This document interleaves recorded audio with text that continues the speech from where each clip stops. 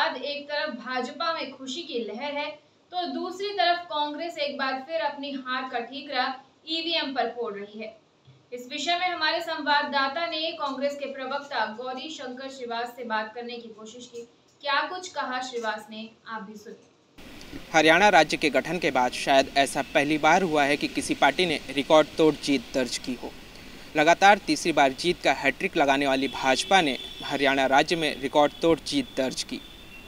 हाथ तो हालात नहीं बदल पाए, लेकिन कमल जरूर खिल गए, जिसके बाद कांग्रेस ने अपनी हार का ठीकरा ईवीएम पर फोड़ा है। कांग्रेस अब आरोप लगा रही है ईवीएम पर कि अगर बैलेट पेपर से चुनाव हुए होते तो कांग्रेस जरूर जीती। मुझे ऐसा लगता है कि कांग्रेस पूरी तरह से नैतिक रूप से गर्त में जा चुकी है, और अगर कांग्रेस उस चुनाव को जीतती तो कभी ये नहीं कहती कि ईवीएम में दोष है।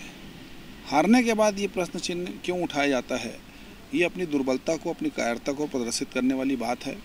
और इस बात को समझना है, आत्मचिंतन का समय है कि जाति के आधार पर, धर्म के आधार पर देश को नहीं बांटा जा सकता। हरियाणा में जिस प्रकार की राजनीति वो कर रहे थे, लोगों के बीच में जिस मुद्दे को लेकर गए, लोगों ने उस मुद्दे को नकार दिया। एक सिफुगा उन्होंने छेड़ा था और सारी चीज़ें फर्जी साबित हुई है। जनादेश से बड़ा कुछ नहीं है। जनता के जनादेश का अगर वो अपमान कर रहे हैं तो निश्चित तौर पे इससे बड़े शर्म की बात और कुछ नहीं हो सकती। हरियाणा में जिस प्रकार का नैरेटिव सेट करने का वो प्रयास कर रहे थे, उसमें विफल रहे, तो अब बहाना क्या, अपने कार्यकर्ताओं को कैसे मोटिवेट करे, तो इसके लिए एक परमानेंट उनके पास में बहाना है, ईवीएम पे दोष देना। जीतते हैं तब इस ईवीएम की बात क्यों नहीं करते हैं, बड़ा सवाल है। एक ये भी है कि कांग्रेस कह रही है कि यह तंत्र की जीत है, लोकतंत्र की नहीं। ये प्रजातंत्र का अपमान है, और जहाँ वो जीतते हैं तब ये तंत्र शब्द यूज़ नहीं होता है। तब तो लोकतंत्र, प्रजातंत्र, भारत देश की परंपरा, तमाम प्रकार की बातें की जाती है, अपने नेताओं के सर में सेहरा बांधा जाता है। तो क्यों ना हार पे सेहरा क्यों नहीं बांधा जा रहा है, क्यों जिम्मेदारी तय नहीं हो रही है, क्यों नैतिकता नहीं दिखाई जा रही है? कहाँ है राहुल गांधी, कहाँ है उनके बड़े बड़े नेता? भाई, आपने पूरे चुनाव को जाट वर्सेस अदर कर दिया था। हुड्डा साहब ने 70 से ज़्यादा सीट बांटकर इस बात को इंगित कर दिया था कि मुख्यमंत्री के उम्मीदवार वही होंगे। बाकी समाज, बाकी प्रतिनिधित्व को आपने नज़रअंदाज किया, बाकी नेताओं को दुखी किया। कुमारी शैलजा जैसी वरिष्ठ नेताओं को आपने चुनाव से दूर किया। 2 हेलीकॉप्टर उड़ते थे रोज। एक हेलीकॉप्टर रहता था भूपेंद्र सिंह हुड्डा जी का, दूसरा हेलीकॉप्टर रहता था दीपेंद्र सिंह हुड्डा जी का। बाकी नेता कहाँ थे? तो इस बात को समझना पड़ेगा। आप अपनी दुर्बलता को, अपनी विफलता को आप ईवीएम के दोष कब तक मढ़ेंगे, ये बड़ा सवाल है। और जनादेश निश्चित तौर पर सुखद है, जनता के अनुरूप है। जो वादे हमने किए थे, जो काम हम कर रहे हैं, उस पर कहीं ना कहीं मुहर लगी है। सारे इनके इरादे ध्वस्त हुए हैं, इसलिए अब इनके पास में और इसके अलावा आलाप करने के लिए कुछ नहीं बचा।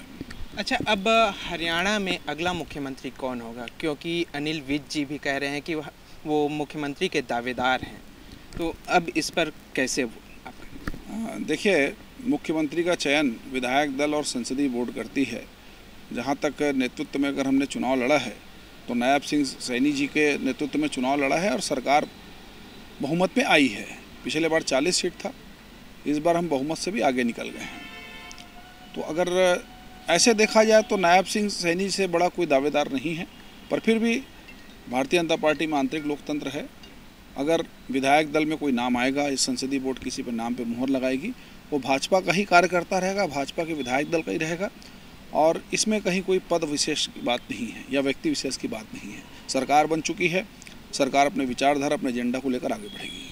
अच्छा, एक बड़ा सवाल यह भी उठता है कि कल 2 राज्यों के चुनाव परिणाम आए। एक जम्मू कश्मीर का भी आया है, जहां कांग्रेस ने एनसी के साथ गठबंधन करके सरकार बनाई, और वहीं हरियाणा में चुनाव हारी, तो ईवीएम पर सवाल उठे। तो क्या कांग्रेस की मानसिकता वैसी हो गई है या कांग्रेस अपनी हार को पचा नहीं पा रही? देखिए, जम्मू कश्मीर में जो परिणाम आए हैं, इसमें कांग्रेस का जो सहभागिता है वो बहुत कम है। 10 सीट भी नहीं आया उनका, मात्र 8 सीट। आप सोचिए वो पार्टी कहाँ पहुँच गई। वहाँ सरकार वैसे देखा जाए तो कांग्रेस की नहीं बनी है, नेशनल कॉन्फ्रेंस की बनी है। और जो लोग दहाई का आंकड़ा पार नहीं कर पा रहे हैं, वो तरह तरह की बात कर रहे हैं। मतलब आप समझ लीजिए, जम्मू कश्मीर में जीत की मिठाई भी नहीं खा पा रहे हैं। स्थिति ये है कि दोनों राज्य में नैतिक तौर पर उनकी पराजय ही हुई है। हमने लड़ाई लड़ी, हमने जम्मू कश्मीर की भी लड़ाई लड़ी, वहाँ प्रमुख विपक्षी दल है, एक अच्छी स्थिति में है, लेकिन कांग्रेस कहाँ है? मात्र 8 सीट। अब्दुल्ला परिवार के रहमो करम में, उनके खैरात में वो लोग जिएंगे 5 साल। यही उनकी राजनीति की परिकाष्ठा है जो यहाँ पर प्रदर्शित हो रही है।